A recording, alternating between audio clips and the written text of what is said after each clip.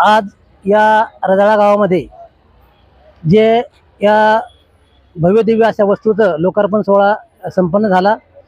हा सोहळा संपन्न होत असताना यामागील जे सहकार्य आहे, सहकार्याची जी भावना आहे, या समाजाने अतिशय काबाड कष्ट करून आपला एक एक रुपया कष्टाचा जमवून या वास्तूसाठी जवळपास 22 ते 23 लाखाचा खर्च समाजाच्या माध्यमातून केला।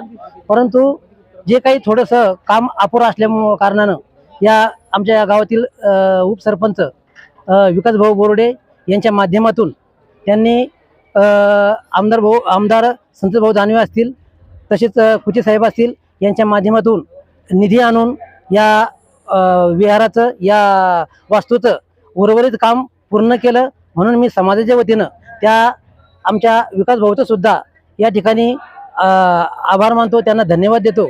आणि इथून पुढं जे काही आमच्या आणखी काही जे काही गावाचे जे समस्या आहेत ते त्या नक्कीच सोडवतील अशी मी या ठिकाणी अपेक्षा व्यक्त करतो।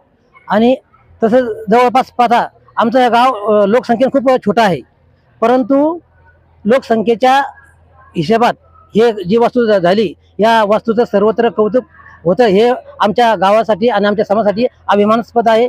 म्हणून मी पुन्हा एकदा आमच्या गावचे उपसरपंच विकास भाऊ बोर्डे यांनी जो निधी मिळवून दिला त्यांचं या समाजाच्या वतीनं मी त्यांना धन्यवाद देतो, आभार मानतो आणि माझे 2 शब्द